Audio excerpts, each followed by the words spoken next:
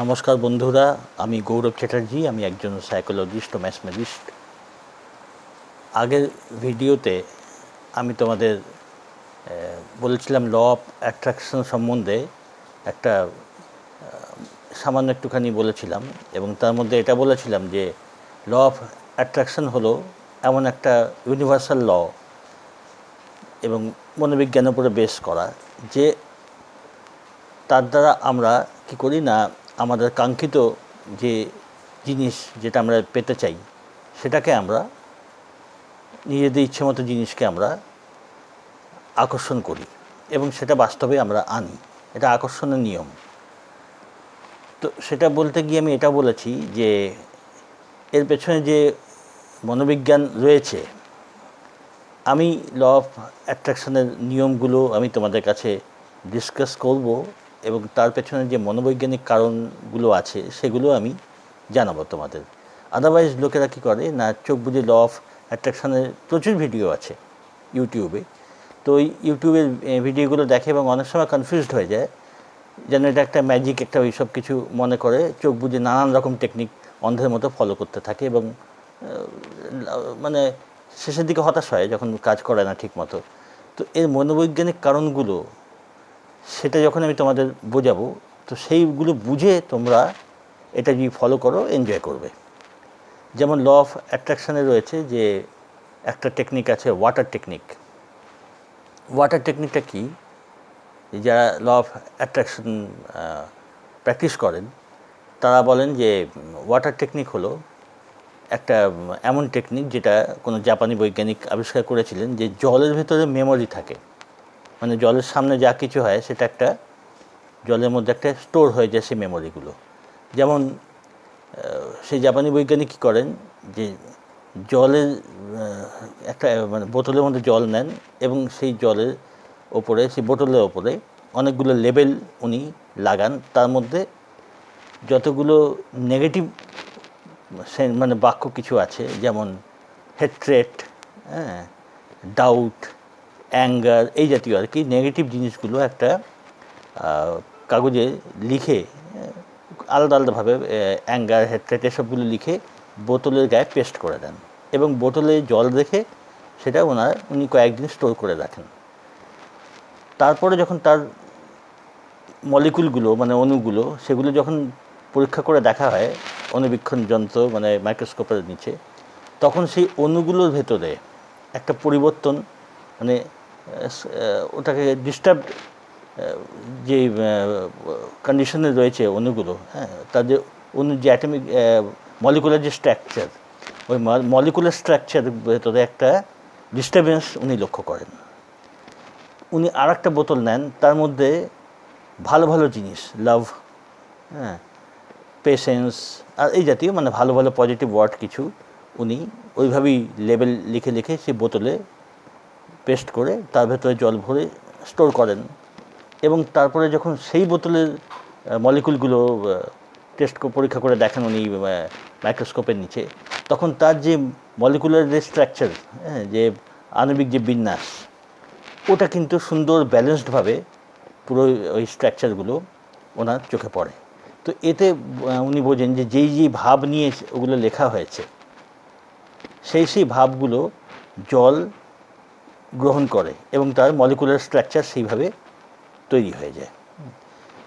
তো এটার ওপরে বেস করে যে এই ওয়াটার টেকনিক, সেটা করেছে কিভাবে না, এক গ্লাস জলে, কাঁচের গ্লাসে এক গ্লাস জল বা অন্য গ্লাসও নেওয়া যায়।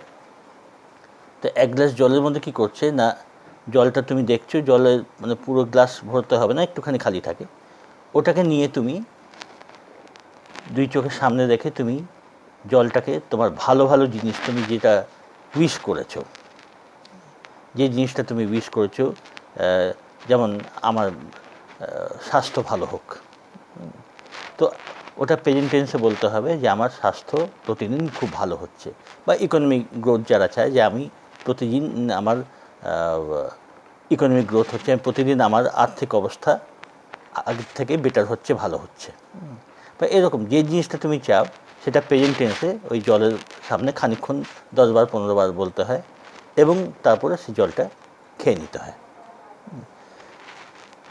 ওইটা করলে অনেকে নাকি মিরাকেল রেজাল্ট, বিশেষ করে স্বাস্থ্যের ক্ষেত্রে এই ওয়াটার টেকনিক নাকি খুব ভালো কাজ করে।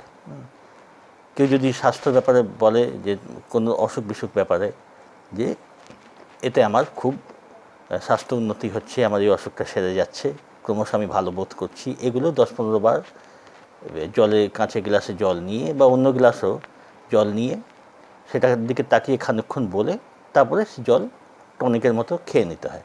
তাহলে কি হয়, আস্তে আস্তে দিনে 2-3 বার, যতবার তুমি জল খাচ্ছ, এটা করলে খুব উপকার পাওয়া যায়।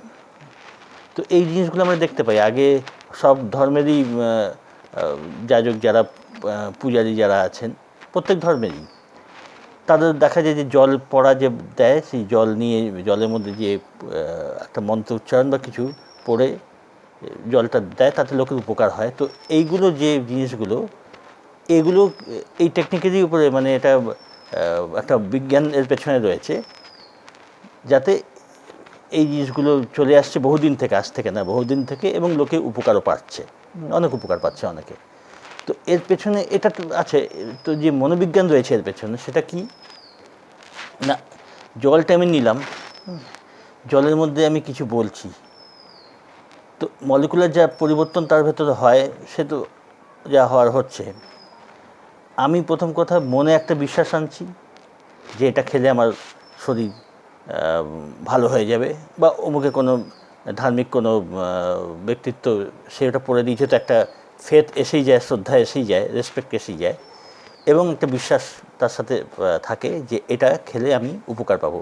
তো প্রথমে তো এই জিনিসটা হচ্ছে, এবং অবচেতন মন আমাদের ভেতরে একটা বিশ্বাস নিচ্ছে যে আমার অসুখ সারছে বা আমার এই কাজটা হয়ে যাবে। এটা একটা মনোবৈজ্ঞানিক কাজ। এবং জল যখন খাওয়া হয়, তো জলের ভেতরে যে স্টোর করার মানে মেমোরি, জলের ভেতরে মেমোরি আছে, জলের ভেতরে যে ভালো জিনিসগুলোকে নিয়ে সেটা ভালো করার ক্ষমতা জলের এসে যায় ওগুলো বললে। তো সেই জিনিসটা যা কাজ করা, সে তো কাজ করছেই।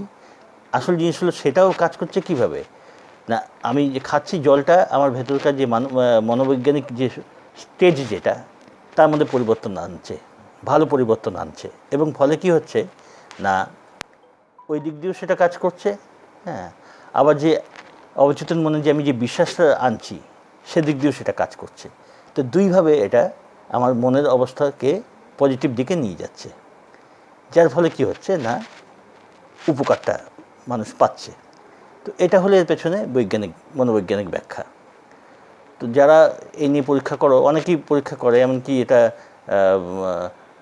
কেউ কেউ তো এইটাকেই প্রধান টেকনিক হিসেবে, ল অফ অ্যাট্রাকশানে এটা প্রধান টেকনিক, মানে যা যেই টেকনিকগুলো আর কি ভালো কাজ করে, সে সেটাকেই বেশি গুরুত্ব দেয়। কেউ কেউ এই টেকনিকটাকেই অনেক গুরুত্ব দেয়। তো এইভাবে তোমরা যারা এটা নিয়ে প্র্যাকটিস করতে চাও, তারা প্র্যাকটিস করতে পারো। জলকে বলো কাচের গ্লাসে, এবং বলে সেটা পান করো, দেখবে উপকার যা হওয়ার সেটা তোমরা বুঝবেই। একটা মনোবৈজ্ঞানিক ব্যাপার রয়েছে এর পেছনে।